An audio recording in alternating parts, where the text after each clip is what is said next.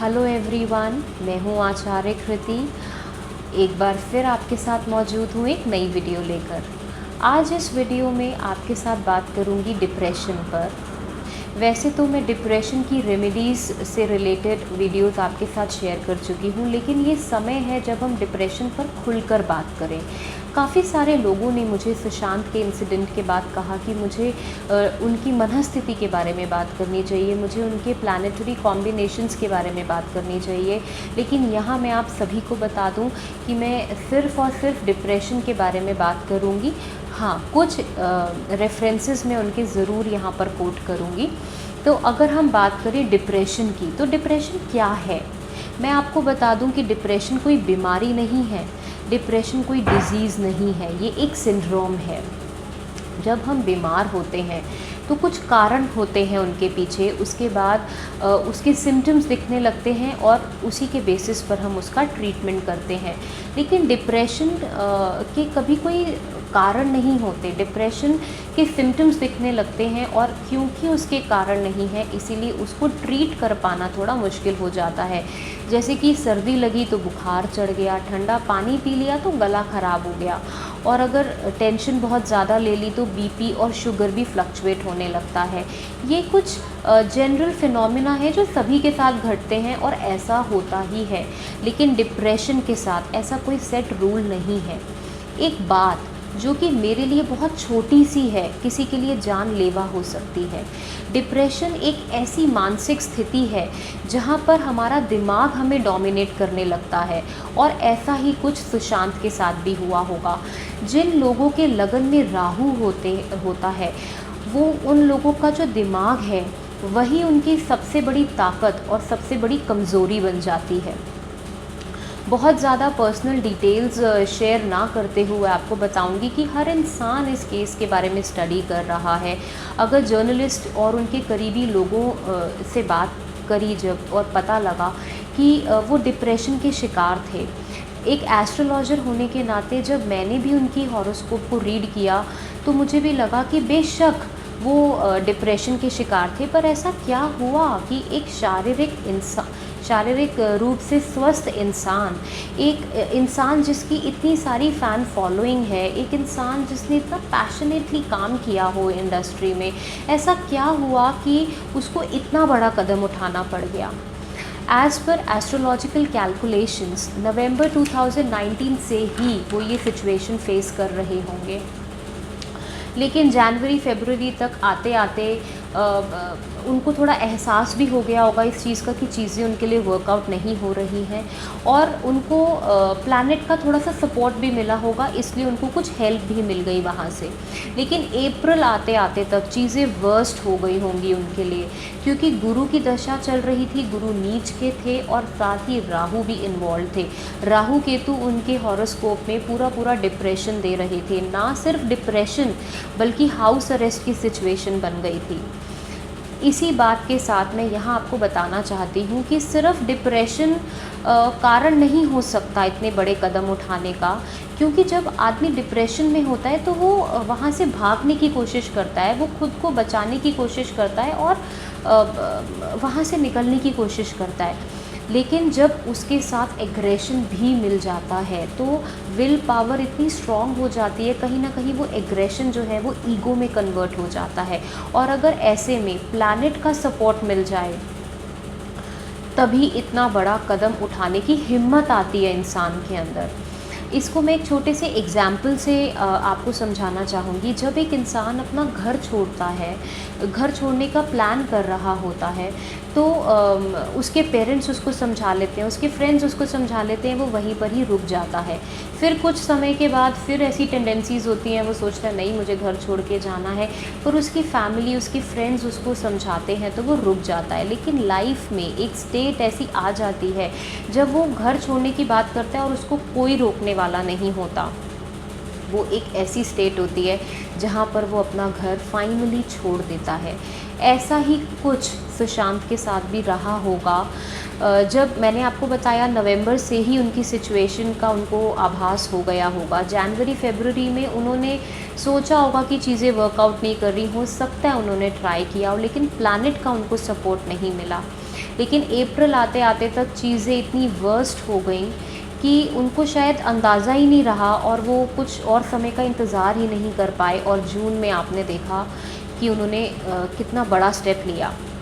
Calculations के हिसाब से अगर वो जुलाई निकाल जाते, बहुत कुछ है उनके हॉरोस्कोप में, लेकिन इस समय मैं उस पर बात नहीं करूँगी।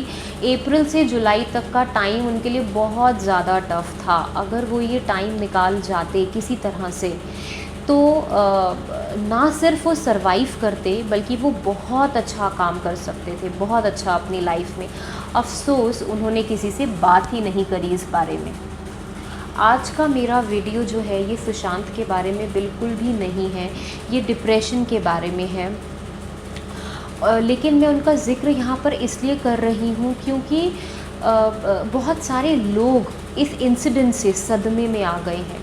मैं आप सभी को बता दूं कि डिप्रेशन कोई बीमारी नहीं है जिसको दवाई खाकर हम उसका लंबे समय तक उसको पूरी तरह से क्योर कर सकें, लेकिन कुछ एस्ट्रोलॉजिकल रेमेडीज़ करके हम इस पर ज़रूर काबू पाया जा सकता है, हम इसको काबू कर सकते हैं।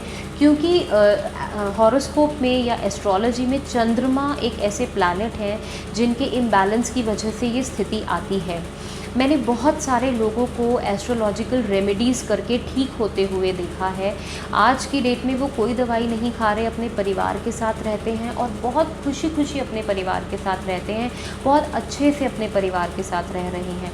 लेकिन फिर भी मैं आपसे ये कहूँगी, अगर आप डिप्रेशन की तरफ जा रहे हैं तो आप साइकियाट्रिस्ट की हेल्प ज़रूर लें। उसके पीछे कारण ये है कि साइकियाट्रिस्ट जो है वो थर्ड पार्टी होता है। जब हम डिप्रेशन में होते हैं तो हमारे मन में बहुत कुछ चल रहा होता है जिसको शायद हम अपने घर वालों के साथ बात नहीं कर सकते जिस बारे में। तो जब कोई बाहर का इंसान हमें मिलता है जो हमें पर्सनली नहीं जानता होता, उससे हम अपने मन की बात कर सकते हैं। तो यहाँ साइकियाट्रिस्ट जो है वो एक काउंसलर का काम भी करते हैं। तो और सबसे बड़ी बात है कि साइकियाट्रिस्ट या जो काउंसलर है वो कभी हमारे पर्सनल चीज़ों को लेकर हमें जज नहीं करते। एक तो ये भूमिका रहती है साइकियाट्रिस्ट की। और दूसरी चीज़ मैं आपको बताना चाहूँगी कि जब कोई जानवर आउट ऑफ कंट्रोल हो जाता है, कोई घोड़ा है, गधा है, बिल्ली है, जब वो आउट ऑफ कंट्रोल हो जाते हैं तो उन पर काबू पाना फिर भी आसान है। लेकिन जब एक हाथी आउट ऑफ कंट्रोल हो जाता है तो उस पर काबू पाना बिल्कुल भी आसान नहीं होता। उस समय हमें उसको इंजेक्शन देना ही है, उस समय हमें उसको शूट करना ही पड़ता है इमीडिएट रिलीफ के लिए। बस इतनी ही भूमिका, इतना ही रोल है साइकियाट्रिस्ट का हमारी लाइफ में कि जब वो हमारी बातें सुनते हैं, एक तो हमारे को हेल्प मिलती है, हम अपने आप अपना जो भी अंदर हमारे अंदर जो कुछ भी चल रहा है हम उसको रिलीज़ कर पाते हैं। दूसरी चीज़, साइकियाट्रिस्ट हमको ऐसी दवाइयाँ देते हैं जिनसे हमारा जो दिमाग है वो नमनेस की तरफ चला जाता है, जहाँ पर हमारा थॉट प्रोसेस उतना एक्टिवली काम नहीं कर रहा होता और हमारे जो थॉट्स हैं उनका कनेक्शन कहीं ना कहीं हमारी बॉडी से ख़त्म हो जाता है। तो इस तरीके से हम डिप्रेशन को कुछ समय के लिए, मतलब जब तक वो जो दवाइयों का असर रहता है सिर्फ तब तक के लिए ही हम उसको इमीडिएट रिलीफ के लिए वो दवाइयाँ ले सकते हैं। ये तो हुआ एग्रेशन, ये तो हमने बात करी डिप्रेशन के बारे में कि किस तरह से डिप्रेशन इंसान के लिए हानिकारक है। लेकिन इसी के साथ मैं आपको बताऊंगी कि डिप्रेशन भी उतना ही हानिकारक है, मतलब दोनों का कॉम्बिनेशन डेडली है। आपको मैं बताना चाहूँगी कि बहुत सारे लोग आपको लाइफ में मिले होंगे जो ये कहते होंगे कि क्या ज़रूरत थी इतना गुस्सा करने की, तुम बहुत गुस्से वाले हो, तुम बहुत ज़्यादा एक्सप्रेसिव हो, एकदम से कुछ भी होता है तो बोल देते हो और तुम्हें ऐसा नहीं करना चाहिए था। ये सभी चीज़ें जो आपको कहते हैं, आज मैं उन लोगों को ये कह दूं कि सबसे पहले तो आप एक्सप्रेस करते रहिए खुद को, एक्सप्रेशंस को कभी नहीं छोड़ना। अगर आपको कोई चीज़ बुरी लगती है या कोई चीज़ है जो आपको लग रहा है कि मेरे बस से बाहर हो रही है, अब मैं उसे बर्दाश्त नहीं कर सकता, तो आप सामने वाले को ये बात कन्वे ज़रूर कीजिए, अपना मैसेज उस तक ज़रूर पहुंचाइए।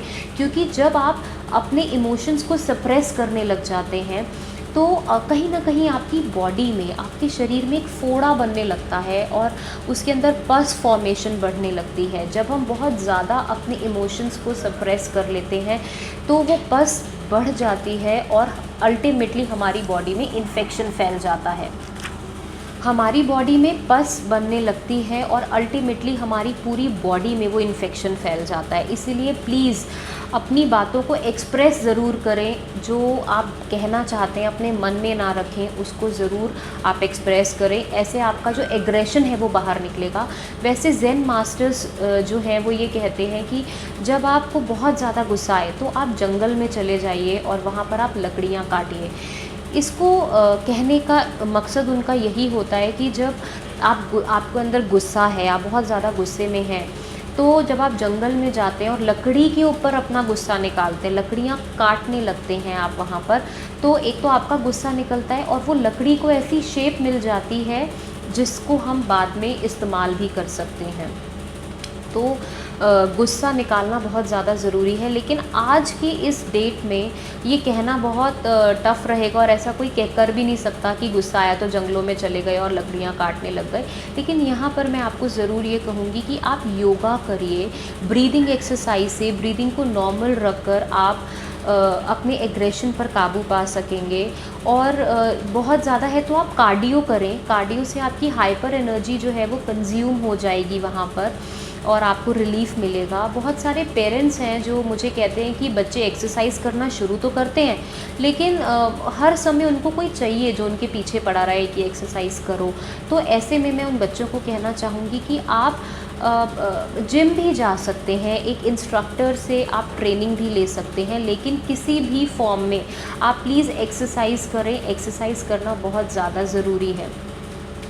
आज इस दौर में छोटे छोटे बच्चों को डिप्रेशन हो रहा है, मतलब एग्रेशन इतना ज़्यादा बढ़ गया है कि छोटे छोटे बच्चों को डिप्रेशन हो रहा है। यहाँ पर मैं उन पेरेंट्स को कहना चाहूँगी कि आप अपने बच्चों के इमोशंस को सप्रेस ना करें, क्योंकि जब हम बहुत ज़्यादा इमोशंस को सप्रेस कर देते हैं तो कहीं ना कहीं वो बच्चे जो हैं वो बहुत ज़्यादा एग्रेसिव हो जाते हैं।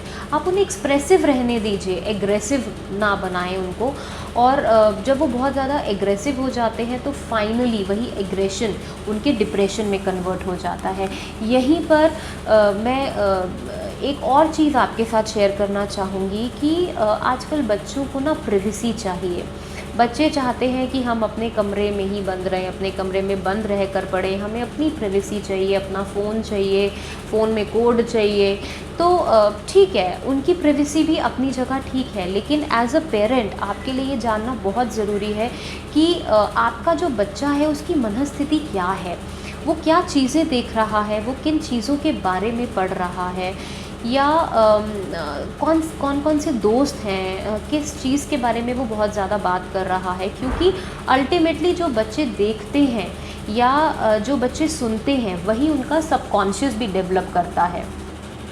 अब अगर बात करें इस साल की 2020 की, तो साल की शुरुआत में ही मैंने आपको कहा था कि ये साल बहुत ही अनप्रिडिक्टेबल रहने वाला है। और जैसे कि हम देख रहे हैं कि लॉकडाउन के चलते बहुत सारे लोगों की जॉब चली गई है, बहुत सारे लोगों का काम बंद हो गया है। एक अजीब सा ट्रॉमा, एक अजीब सा वैक्यूम बन गया है।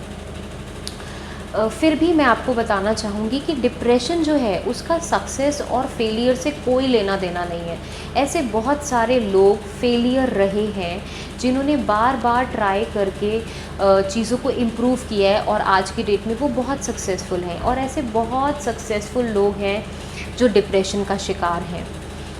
यहाँ पर और क्लियर कर दूँ कि डिप्रेशन एक ऐसी स्टेट है जहाँ हम सब ही उस स्टेट को छू कर आते हैं। जब वो टेम्प्रेरी स्टेट में होता है तो हम उसको मूड स्विंग्स का नाम दे देते हैं, हम उसको हार्मोनल चेंजेस का नाम दे देते हैं। लेकिन जब वो टेम्प्रेरी फेज़ ख़त्म ही नहीं होता है तब जाकर वो डिप्रेशन बनता है। और जब लोग डिप्रेशन में आते हैं ना तो अक्सर लोग कहते हैं हम केपेबल ही नहीं हैं, शायद हमारे अंदर इतनी कैपेबिलिटी ही नहीं है इसीलिए हम डिप्रेशन में जा रहे हैं। जबकि ऐसा बिल्कुल नहीं है। यहाँ मुद्दा आपकी कैपेबिलिटी का नहीं है, यहाँ मुद्दा है आपकी अवेलेबिलिटी का।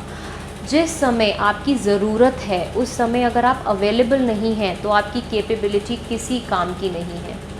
अगर हम सुशांत की बात करें तो सुशांत बहुत ही कैपेबल थे, ये वो प्रूव कर चुके हैं। डिग्री होल्डर थे वो, बहुत नॉलेज थी उनको, बहुत सब्जेक्ट्स की नॉलेज थी और बहुत सारे टॉपिक्स पर वो बात कर सकते थे। इतना पढ़ने के बाद और इतनी अच्छी पोटेंशियल रखने के बाद एक बिल्कुल अलग इंडस्ट्री में आके उन्होंने काम किया। ना सिर्फ एक मुकाम हासिल करा लेकिन लोगों के दिलों में उन्होंने अपनी जगह बनाई थी।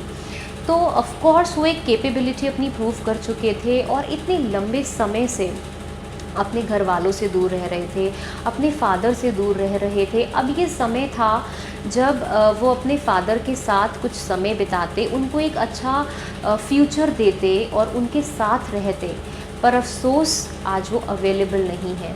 तो आपकी कैपेबिलिटीज़ उस समय बिल्कुल ज़ीरो हो जाती हैं जब समय पर आप अवेलेबल ही ना हो। हर आदमी में कैपेबिलिटी होती है, हर आदमी में पोटेंशियल होती है, ज़रूरत है तो सिर्फ उस बारे में बात करने की। इस वीडियो के माध्यम से मैं आपको बताना चाहूँगी कि जो लोग डिप्रेशन में होते हैं उन्हें खुद ही नहीं पता होता कि वो किस स्टेट में हैं और वो खुद को कैसे एक्सप्रेस करें। अगर आपके क्लोज़ विसिनिटी में या आपके घर में या आपके आसपास आप किसी को अनइवन बिहेवियर पैटर्न्स में देखते हैं तो प्लीज़ आप उसको उसके हाल पर ना छोड़ें, उसके वक्त के हाल पर ना छोड़ें। आप उससे बात करें, उससे और खुलकर बात करें और ये जानने की कोशिश करें कि क्या वो स्टेट डिप्रेशन तो नहीं है, क्योंकि उन्हें खुद ही नहीं पता कि वो डिप्रेशन में है तो वो बात भी क्या करें आपसे और आपको एक्सप्रेस भी क्या करें। दूसरी चीज़ मैं आपको ये कहना चाहूँगी कि जब कोई इंसान गलती करता है, उसको पता होता है कि वो गलत है, तो आप उसके साथ ब्लेम गेम ना खेलें। तुम्हारी वजह से ये हुआ, तुम्हें मैंने कितनी बार मना किया ये काम मत किया करो, तुम ऐसा ना करते तो इतनी बड़ी गलती ना होती। इस तरह से ब्लेम गेम खेलना बिल्कुल नहीं चाहिए ऐसे लोगों के साथ जो खुद ही पहले ही गिल्ट में है। उनको पता है ये सब चीज़ें, वो जानते हैं कि उनकी गलती की वजह से इतना सब कुछ हुआ। वो ऐसा नहीं सुनना चाहते आपसे, वो कुछ ऐसा सुनना चाहते हैं आपसे जिसको सुनकर उनको स्ट्रेंथ मिले। वो कुछ ऐसा सुनना चाहते हैं जिसको सुनकर वो आगे से और इम्प्रूव करें और सक्सेस की तरफ आगे बढ़ें। तो आज मैं आपको कुछ ऐसा बताने जा रही हूँ जो आप अपने घर वालों से, अपने दोस्तों से और उन लोगों से स्पेशली जो गिल्ट में हैं, उन लोगों से आप ये 3 शब्द कहें। ये 3 मैजिकल वर्ड्स हैं, मैं हूँ ना। विश्वास मानिए ये 3 ऐसे शब्द हैं, मैं हूँ ना, जिससे बड़ी बड़ी समस्याएं सॉल्व हो जाती हैं। शायद ये कहकर हम किसी की फ़िज़िकली कोई मदद ना कर पाएँ, लेकिन सिर्फ हमारा सपोर्ट, सिर्फ इतना कह देना कि मैं हूँ तुम्हारे लिए, ये साइकोलॉजिकली लोगों को बहुत बूस्ट करता है। और मैं यहाँ आपको बता दूँ कि ये 3 ऐसे शब्द हैं जो एक बच्चा जिसको साइकिल से डर लगता है, ये 3 शब्द उसको साइकिलिस्ट बना देते हैं।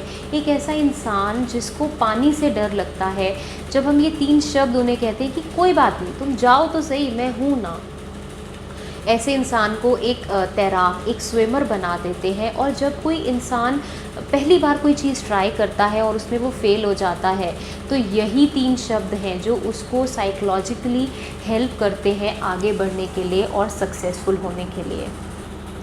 तो आज मैं आपको ये कहना चाहूँगी कि आप अपने फ्रेंड्स, अपने फैमिली मेम्बर्स और सभी अपने करीबी लोगों को ये कहें कि हर फेज़ में, हर मोड़ पर आप हैं उनके साथ। वो कोई भी कदम उठाते हैं, वो कैसे भी हैं, आपके बच्चे स्पेशली, अपने बच्चों को ये कहिए मैं हूँ ना।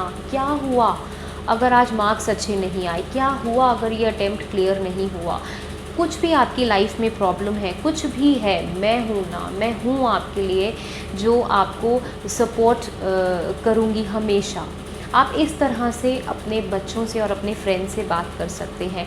यहाँ पर एक और टॉपिक पे बात करूँगी, पॉलिटिक्स। आजकल बहुत चर्चा में है ये विषय पॉलिटिक्स। यहाँ मैं आपको बताना चाहूँगी कि सिर्फ इंडस्ट्री नहीं है जहाँ पर पॉलिटिक्स चलती है। अगर आप जॉब में हैं तब भी आप पॉलिटिक्स का शिकार होते हैं। आप एडमिन में हैं, आप मैनेजमेंट में हैं, आप पॉलिटिक्स का शिकार होते हैं। इनफैक्ट आप कॉलेज में हैं, स्कूल्स में भी हैं, तो भी पॉलिटिक्स का शिकार होते हैं। तो पॉलिटिक्स इतना बड़ा मुद्दा नहीं है।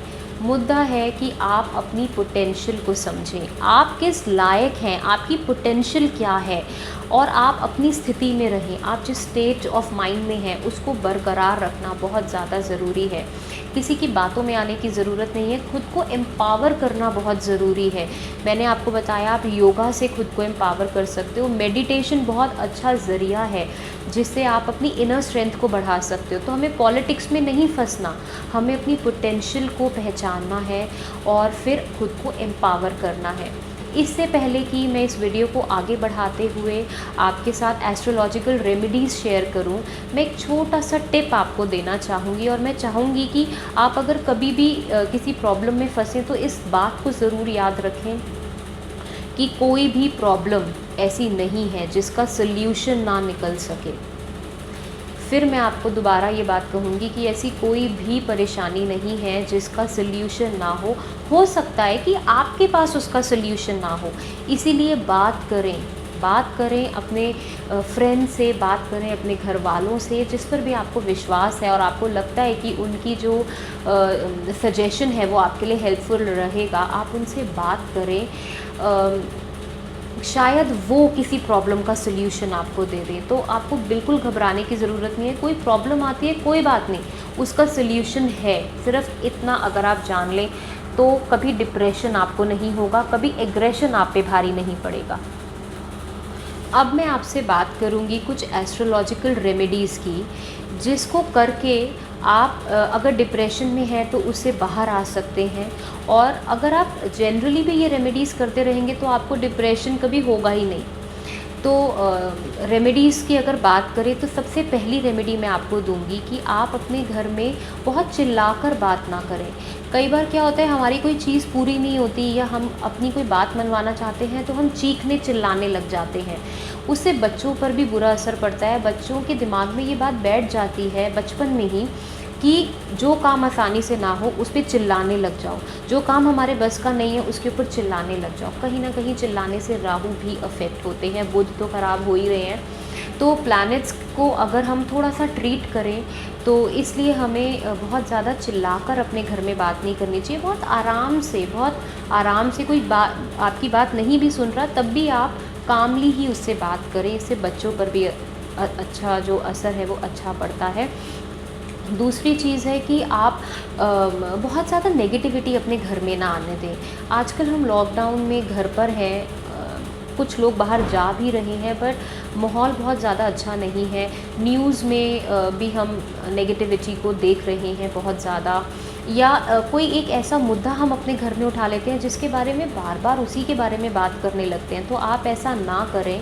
आपने न्यूज़ देखी, एक बार देखी, ख़त्म। आपने एक मुद्दे पर बात करी, ख़त्म, उसके बारे में और बात नहीं करनी। तो वो नेगेटिविटी हमें अपने घर में नहीं फैलानी, क्योंकि हम तो बात करके चले जाते हैं, हमें पता ही नहीं होता कि उसका प्रभाव बाद में लोगों पर क्या पड़ने वाला है। तो आप बिल्कुल भी नेगेटिविटी को प्रमोट ना करें अपने घर में। तीसरी रेमेडी मैं आपको ये देना चाहूँगी कि आप अपने बच्चों से प्यार से बात करें। वो आपकी बात नहीं सुनते, कोई बात नहीं, ये बच्चों का काम ही है, वो आपकी बात नहीं सुनेंगे। जब आप बच्चे होंगे, आज आपको समझ है, जब आप बच्चे होंगे आपने भी यही सब किया होगा। तो आप उनसे प्यार से बात करें और बच्चों के सामने आपस में भी अपने टर्म्स बहुत अच्छे रखें। इससे बच्चों को ये सबक मिलता है कि हर समय चीखने चिल्लाने से काम नहीं होता। बहुत सारी चीज़ें हैं जो हम प्यार से हैंडल कर सकते हैं। चौथी चीज़ मैं आपको ये बताना चाहूँगी कि जो लोग ऑलरेडी डिप्रेशन में हैं वो परफ्यूम्स का या डिओड्रेंट्स का बहुत ज़्यादा इस्तेमाल ना करें। खुशबूदार चीज़ें अपने पास बहुत ज़्यादा ना रखें। पांचवी बात मैं आपसे ये कहना चाहूँगी कि जब आप फ्री होते हैं या जब आप का किसी से बात करने का मन करता है या आपको बहुत लो लग रहा होता है, तो जो आपके फ्रेंड्स हैं आप उनको एक हाय का मैसेज करें, ताकि वो ये समझ पाएँ कि आप बहुत लो फील कर रहे हैं या आप उनको अप्रोच करना चाहते हैं। कई बार होता है कि हम मैसेज में हर चीज़ नहीं लिख सकते हैं, तो आप उनको हाय का मैसेज ज़रूर करें। जब भी वो फ्री होंगे तो ज़रूर आपसे कांटेक्ट करने की कोशिश करेंगे। तो ये आप कीजिए। सिक्स्थ मैं आपको ये कहना चाहूँगी कि पूर्णमासी की रात को, मतलब शाम को ही आप पूर्णमासी वाले दिन शाम को ही आप खीर बना लें। खीर इसलिए कहा गया है क्योंकि उसमें चीनी, दूध और चावल ऐसे इंग्रेडिएंट्स हैं जो हमारे चंद्रमा को और बैलेंस करते हैं। तो आप पूर्णमासी की शाम को ही खीर बना लें और रात को जब चंद्रमा निकलता है वहाँ पर आप उस खीर को रख दें, किसी जालीदार कपड़े से ढककर, किसी छलनी से ढककर, किसी चुन्नी से ढककर आप उसको खीर को वहाँ रख सकते हैं, ताकि चंद्रमा की डायरेक्ट किरणें उस पर पड़ें। और अब जैसे मौसम थोड़ा सा ख़राब है तो जब आप रात को सोने लगें उससे पहले आप उसको फ्रिज में रख सकते हैं। लेकिन याद रहे, जब आप अगले दिन उस खीर को खाओगे तो उसे गर्म नहीं करना, उसको रूम टेम्परेचर पर ही रहने देना है थोड़ी देर और उसके बाद उसे कंज्यूम करना है। क्योंकि जब हम उसे गर्म करेंगे ना तो उसके एलिमेंट्स, जो चंद्रमा के एलिमेंट है वो ख़त्म हो जाएंगे और हमें चंद्रमा की शीतलता चाहिए उस खीर से, इसीलिए आप ये करें। और सेवेंथ रेमेडी मैं आपको ये देना चाहूँगी कि आप पानी के अंदर ना थोड़ा सा गंगा जल और तुलसी पत्ता डाल लें और वो वाला आप पानी पिएं, बहुत अच्छा होगा। अगर आप आरओ में ये सब डाल लें, क्योंकि देखो आरओ के पानी से ही खाना बनता है, आरओ का पानी ही आप कंज्यूम करते हो। वैसे भी अगर फ्रिज का पानी नहीं पीना तो आप आरओ से ही पानी लेके डायरेक्टली पीते हो। तो आप गंगा जल और तुलसी पत्ता तो रखो ही अपने पास। तुलसी पत्ता को कभी चबाना नहीं है, अगर कभी लेना है तो भी स्वॉलो ही करना है, और या फिर आप उसको पानी के अंदर डाल के उसके तत्व को ले सकते हो। अगर एट्थ रेमेडी की बात करूं तो मैं आपको कहूँगी कि जो लोग डिप्रेशन में हैं वो गौशाला ज़रूर जाएं। वैसे तो अगर आपके घर के बाहर गाय आती है तो आप उसकी भी सेवा कर सकते हैं, लेकिन गौशाला जाने के लिए इसलिए मैं आपको कह रही हूँ क्योंकि वहाँ पर बहुत सारी गाय होती हैं। एक तो उनकी नस्ल अलग होती है, उनको खाना बहुत अच्छा दिया जाता है, उनकी सराउंडिंग्स बहुत अच्छी होती है। उससे भी ज़्यादा इम्पॉर्टेंट बात यह है कि गौशाला में एक अलग सी गंध होती है। मतलब एक आप जाएंगे ना गौशाला में, आपको कुछ अलग सा महसूस होगा। वहाँ का एनवायरनमेंट ही बहुत अलग होता है। वहाँ की जो मिट्टी है उसमें गौमूत्र मिला होता है, उसके अंदर गोबर की जो गंध है, वो ये सारे एलिमेंट्स ऐसे हैं जो आप उस समय जब आप डिप्रेशन में हैं तो आपको बाहर लाने के लिए यही सारी चीज़ें चाहिए होती हैं। तो आप ऐसे समय पर गौशाला ज़रूर जाएं। वैसे तो सभी को जाना चाहिए, बहुत अच्छा है गाय की सेवा करना, आप सभी को जाना चाहिए, लेकिन आप वहाँ जाकर गाय की सेवा भी करें और वो इनहेल भी करें। वहाँ जो हवा में एक पॉजिटिव एनर्जी है, आप अगर आप डिप्रेशन में हैं तो मेरी मानकर आप ज़रूर जाइए, आपको बहुत अच्छा लगेगा वहाँ जाकर। फिर नाइन्थ रेमेडी मैं आपको देना चाहूँगी मून गेजिंग की। बहुत ही मिरेकल होता है इससे। जब पूर्णमासी वाली रात को, पूर्णमासी से एक रात पहले और एक रात बाद में चंद्रमा जो है ना वो अपनी पूरी फुल होते हैं, मतलब वो पूरा दिखते हैं आपको चंद्रमा। तो उस समय पर आपको चंद्रमा को देखकर इनहेल करनी है वो शीतलता, अपनी बॉडी में वो चंद्रमा का असेंस लेकर आना है। आप 21 टाइम से शुरू कर सकते हैं, आप 108 टाइम तक, 108 बार तक आप ये इनहेल कर सकते हैं और तीनों दिन आप इनहेल करें। जब आप चंद्रमा को देखकर उन्हें इनहेल करते हैं, वो शीतलता अपने अंदर लेकर आते हैं, तो मून गेजिंग मिरेकल करता है आपके लिए। फिर अगर मैं बात करूं तो आप अपने घर में कपूर जला के रखें, मंत्र चला के रखें। डिप्रेशन में ना म्यूज़िक बहुत अच्छा काम करता है, तो गायत्री मंत्र का आप चैंटिंग चला सकते हैं। आप खुद ओम चैंटिंग कर सकते हैं ऐसी स्थिति में, जो आपके जो तत्व हैं उसको बैलेंस करेगा। एक लास्ट रेमेडी आपके साथ शेयर करूंगी, बहुत ही इंटरेस्टिंग रेमेडी है और इसे कोई भी कर सकता है। जब रात होती है ना तो सोने से पहले या जब आप फ्री होते हैं, आप आसमान को रोज़ देखें। डिप्रेशन का कारण क्या होता है मैं आपको बता दूं, जब हम बहुत सारी चीज़ें अपने मन में रख लेते हैं और किसी को बताते नहीं हैं और एक ही चीज़ के बारे में बार बार मंथन करने लगते हैं, तो हमारे अंदर इतनी सारी चीज़ें भर जाती हैं, तो स्पेस एलिमेंट कम हो जाता है। और डिप्रेशन का कारण ही ये है कि हमारे अंदर स्पेस ही नहीं रहता। तो जब हम आसमान को देखते हैं, खुले आसमान को देखते हैं और वहाँ से हम इनहेल करते हैं, आसमान को देखकर हम इनहेल कर रहे होते हैं, तो हमारे अंदर स्पेस क्रिएट होना शुरू हो जाता है। हम स्पेस, हमें हमारी बॉडी में स्पेस एलिमेंट क्रिएट हो जाता है। आप सब तो जानते ही हैं कि हमारी बॉडी जो है वो 5 तत्वों से बनी है, 5 एलिमेंट से बनी है, जिसमें स्पेस एलिमेंट बहुत मैटर करता है। और जब इसमें इम्बैलेंस हो जाता है तभी हम डिप्रेशन की तरफ जाने लगते हैं। तो आप आसमान को रोज़ देखें, रोज़ आपको इतनी शांति मिलेगी और आपको अपने शरीर में इतना हल्कापन लगेगा और मतलब बहुत अच्छा आप महसूस करेंगे। तो आप आसमान को रोज़ देखें। यही कुछ छोटी छोटी सी टिप्स हैं, छोटी सी रेमेडीज़ हैं और एस्ट्रोलॉजिकली ये बहुत अच्छा, ये मिरेकल करती हैं। तो आप ये सारी चीज़ें ज़रूर फॉलो करें। अगर इससे रिलेटेड और कोई भी हेल्प आप चाहते हो या जो मैंने आपको एक्सप्लेन किया उसमें आप कुछ और मुझे पूछना चाहते हो तो आप बिल्कुल मुझसे कभी भी बात कर सकते हैं और मेरी हेल्प ले सकते हैं और आप ये रेमेडीज़ कर अपनी लाइफ को और अच्छा बना सकते हैं। लास्ट में अपनी वीडियो को कंक्लूड करते हुए मैं अपने सभी व्यूअर्स और सभी फॉलोअर्स को थैंक्स करना चाहूँगी। इतने कम समय में आपने मुझे इतना प्यार दिया, मुझे इतना रिलीजियसली फॉलो करने के लिए थैंक यू। मुझे कॉन्टीन्यूसली मैसेजेस करने के लिए, मुझे कमेंट करने के लिए और बहुत अच्छा लगता है जब आप अपनी छोटे छोटे डिसीजंस में मुझे इंक्लूड करते हैं। आप छोटी छोटी सी चीज़ें मुझसे पूछ कर करते हैं, बहुत अच्छा लगता है। थैंक यू मुझे इतना मान सम्मान देने के लिए। इसी के साथ मैं आप सभी को ये कहना चाहूँगी आज कि मैं हूँ आप सब लोगों के लिए। आप कभी भी किसी परेशानी में फंसते हैं, कोई ऐसी बात है जो आप अपने घर वालों से शेयर नहीं कर पा रहे हैं, कोई डिसीजन आप लेना चाहते हैं, कुछ एस्ट्रोलॉजिकल कोई हेल्प चाहिए आपको, न्यूमरोलॉजिकली कोई हेल्प चाहिए आपको, किसी भी तरह से आप एक अच्छे दोस्त की तरह मुझे अप्रोच कर सकते हैं। मेरे से जितना बन पड़ेगा, जो मैं कर पाऊँगी वो ज़रूर आप सभी के लिए करूँगी। मेरी वीडियोस को इसी तरह से देखते रहिए, इसी तरह अपना प्यार देते रहिए। अगली वीडियो के लिए मेरे साथ बने रहें। तब तक के लिए बाय बाय, टेक केयर।